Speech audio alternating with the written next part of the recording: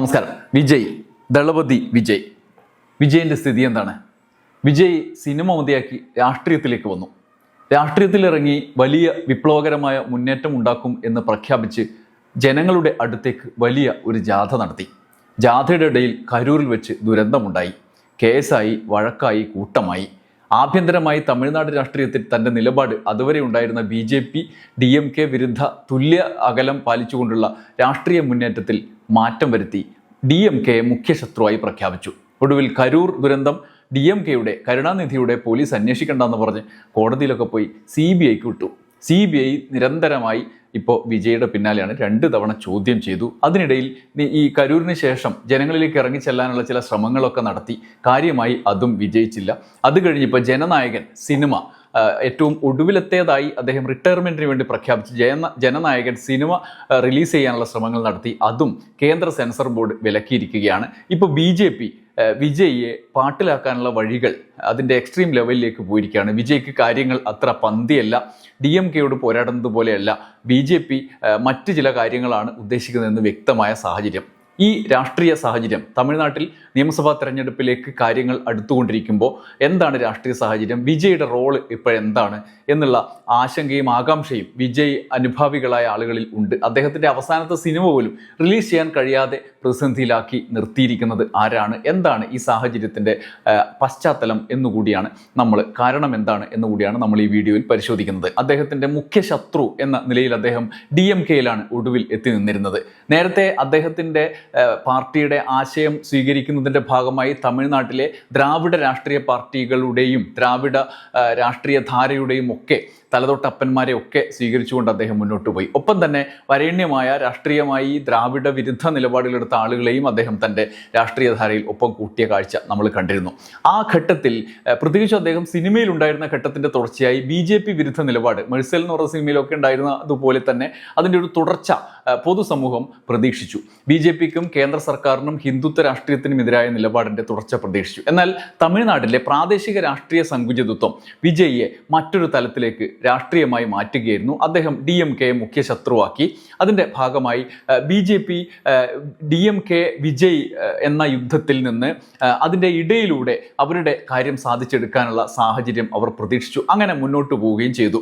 ഇതിൻ്റെ ഇടയിലാണ് വിജയ് DMKയെ മുഖ്യ ശത്രുവാക്കി പ്രത്യേകിച്ചും കരുണാനിധിയുടെയും അദ്ദേഹത്തിൻ്റെ പിൻഗാമിയായി MK സ്റ്റാലിനും ഇപ്പോൾ ഉദയനിധി സ്റ്റാലിനും വരാനിരിക്കുന്ന ഈ ഒരു തലമുറയെ മുഴുവൻ കൊള്ളക്കാരായി ചിത്രീകരിച്ചുകൊണ്ടുള്ള നറേറ്റീവ് സംസ്ഥാനത്ത് ഉണ്ടാക്കാനും അതുവഴി BJPയുമായി അദ്ദേഹത്തിന് ഈ കേരളത്തിൽ UDF പറയുന്നത് പോലെ തന്നെ പിണറായി വേഴ്സസ് BJP എന്നുള്ളത് മാറ്റി പിണറായിയും BJPയും ഒന്നിച്ചാണ്, അവർ സംഘപരിവാറാണ് എന്ന് പറയുന്നത് പോലുള്ള ഒരു നറേറ്റീവിന് തമിഴ്നാട്ടിൽ വിജയ് ശ്രമിക്കുകയും ചെയ്തു. മാത്രമല്ല DMK ഉൾപ്പെടെയുള്ള BJP ഇതര കക്ഷികൾ, പ്രതിപക്ഷ കക്ഷികൾ ഭരിക്കുന്ന സംസ്ഥാനങ്ങൾക്കെതിരായ BJP കേന്ദ്ര സർക്കാരിൻ്റെ നീക്കങ്ങളെ ഒന്നും മൈൻഡ് ചെയ്യാതെ DMK സർക്കാരിനെ പ്രതിസന്ധിയിലാക്കാനും അദ്ദേഹത്തിൻ്റെ രാഷ്ട്രീയ നീക്കങ്ങൾ മുന്നോട്ട് പോയി. എന്നാൽ അപ്പോഴാണ് കരൂർ ദുരന്തം വന്നത്. കരൂർ ദുരന്തത്തിലും തമിഴ്നാട്ടിൽ DMK വളരെ സംയമനത്തോടെ ജാഗ്രതയോടെ മുന്നോട്ട് പോയി. അവിടെ വിജയ് ഏതെങ്കിലും വിധത്തിൽ വിജയ്ക്കെതിരായി നീക്കം നടത്തുന്നു എന്ന തോന്നൽ ഉണ്ടാക്കാതിരിക്കാൻ പോലീസ് കാര്യമായ ശ്രമം നടത്തി. പക്ഷേ അപ്പോഴും വിജയ്ക്ക് ഇത് DMK തനിക്കെതിരെ നടത്തിയ നീക്കത്തിൻ്റെ തുടർച്ചയാണ് എന്ന മട്ടിലുള്ള ആഖ്യാനത്തിനാണ് ശ്രമിച്ചത്. പോലീസ് തന്നെ കുഴപ്പത്തിലാക്കാൻ ശ്രമിക്കുന്നു, അതുകൊണ്ട് ഇത് BJPക്ക് കൊടുക്കണം, കേന്ദ്ര സർക്കാരിന് കൊടുക്കണം, അങ്ങനെ CBIക്ക് കൊടുക്കണം എന്നുള്ള ആവശ്യമായി മുന്നോട്ട് പോയി. ഇപ്പോൾ CBIക്ക് കൊടുത്തു. CBIക്ക് കിട്ടിയപ്പോഴാണ് രാഷ്ട്രീയമായി കേന്ദ്ര BJP എന്താണ് വിജയെ കൊണ്ട് ഉദ്ദേശിക്കുന്നത് എന്ന് വ്യക്തമാക്കുന്ന നിലയിലേക്ക് കാര്യങ്ങൾ പോയത്. BJP വിജയുടെ സഖ്യം ആഗ്രഹിക്കുന്നു ഒന്നാമതായി.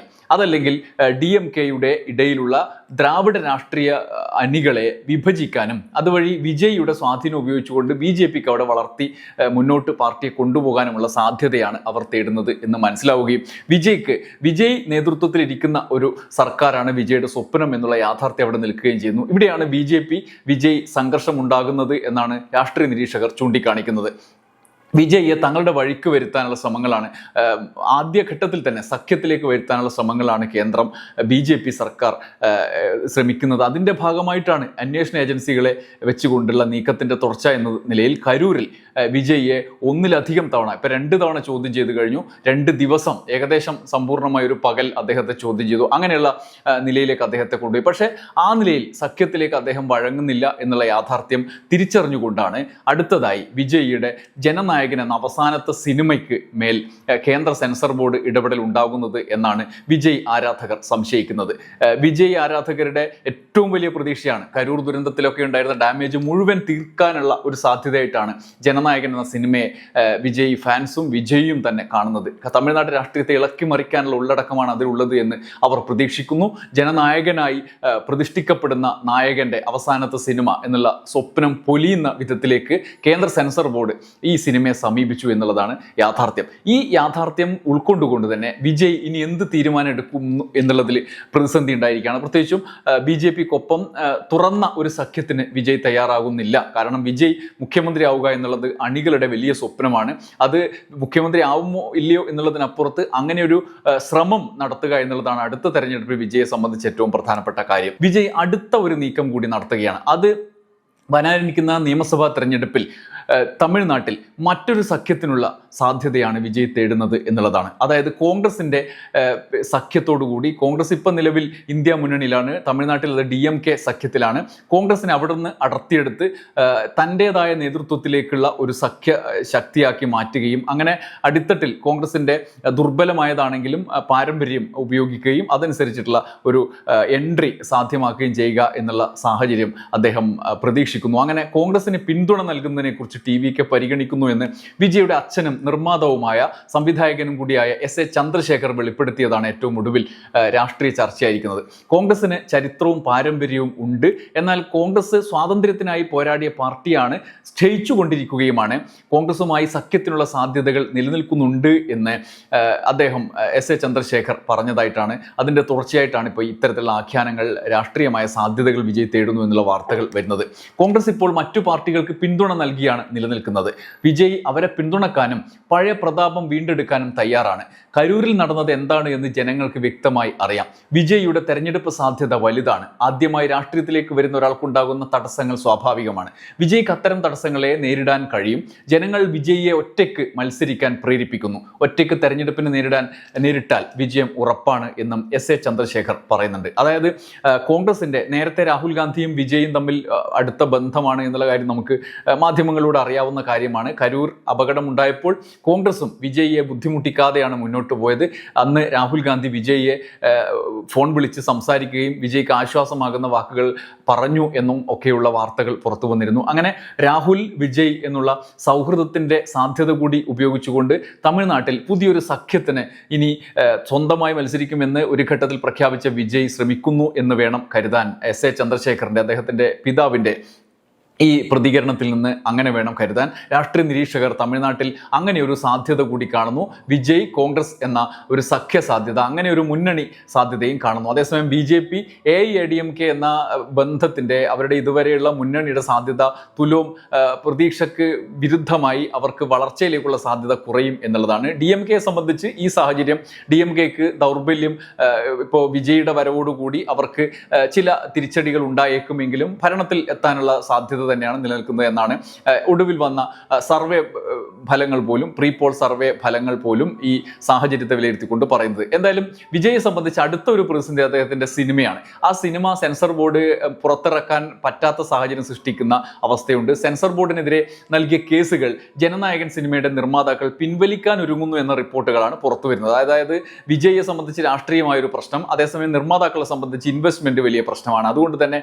ഈ പ്രശ്നത്തിലേക്ക് നയിച്ച തർക്കങ്ങളിൽ നിന്നും പിന്മാറാനും സമവായത്തിലേക്ക് പോകാനും നിർമ്മാതാക്കൾ നടപടിയെടുക്കുന്നു. അത് വിജയിൻ്റെ സ്വാധീനമുണ്ടോ എന്നുള്ള ചർച്ചയും നടക്കുന്നുണ്ട്. തമിഴിലെ പ്രശസ്ത മാധ്യമം നക്കീരൻ ഇക്കാര്യം റിപ്പോർട്ട് ചെയ്യുന്നുണ്ട്. ഇതിൻ്റെ പ്രശ്നങ്ങൾ ചർച്ച ചെയ്ത് പരിഹരിക്കാനും കേസിൽ പുനഃപരിശോധനയ്ക്ക് പോകുന്നതിനെക്കുറിച്ച് നിർമ്മാതാക്കൾ പുനരാലോചിക്കുകയും ചെയ്യുന്നുണ്ട് എന്നുള്ളതാണ്.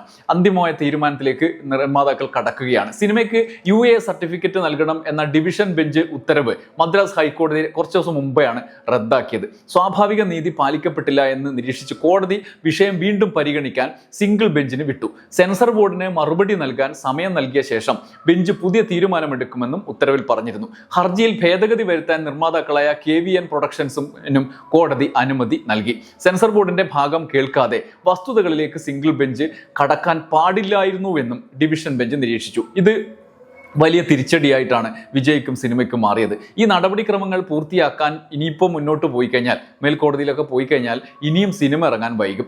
ഫെബ്രുവരി 16 ചിത്രം റിലീസ് ചെയ്യും എന്ന പ്രതീക്ഷകൾ ഇപ്പോൾ നിലവിലുണ്ടായിരുന്നു. അതിനും മങ്ങലേൽക്കും അങ്ങനെയുള്ള സാഹചര്യത്തിൽ. മാത്രമല്ല, അതും കഴിയുമ്പോൾ ഇലക്ഷൻ പ്രഖ്യാപിക്കും.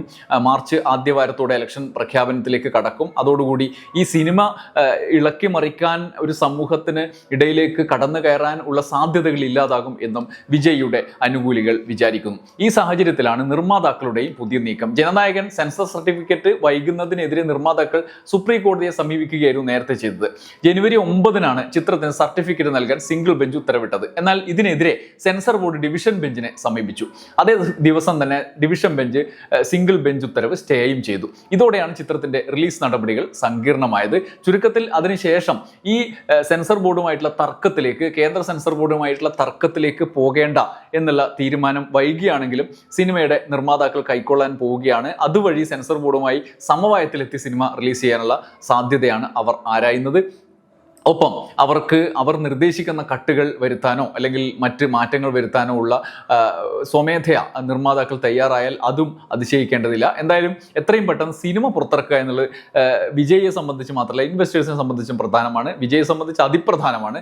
തെരഞ്ഞെടുപ്പ് വരാൻ പോവുകയാണ്. എന്തായാലും വിജയുടെ ഭാവി കരൂർ CBIക്ക് മുന്നിൽ കിടക്കുകയാണ്. ഇനി തെരഞ്ഞെടുപ്പ് പ്രചരണത്തിൽ വിജയുടെ സ്വഭാവം അനുസരിച്ച് മറ്റ് കേസുകളിലെ പോലെ തന്നെ CBIയുടെ അന്വേഷണ ഏജൻസിയുടെ സ്വഭാവം എങ്ങനെ മാറും എന്നുള്ളത് ആശങ്കാപൂർവ്വം നിലനിൽക്കുന്നുണ്ട്. ഒപ്പം തന്നെ DMK വിജയുടെ പുതിയ മാറ്റം, ഇപ്പോൾ കോൺഗ്രസുമായി അവർ സഖ്യത്തിലാവുകയാണെങ്കിൽ അത് DMK എങ്ങനെയാണ് ബാധിക്കുക എന്നുള്ളത് പ്രധാനപ്പെട്ട കാര്യമാണ്. DMK അങ്ങനെ സ്റ്റേറ്റ് ലെവലിൽ ബാധിക്കാനൊന്നും പോകുന്നില്ല. വളരെ ദുർബലമായൊരു സംവിധാനമാണ് കോൺഗ്രസും CPM ഒക്കെ അങ്ങനെ തന്നെയാണ് തമിഴ്നാട്ടിൽ.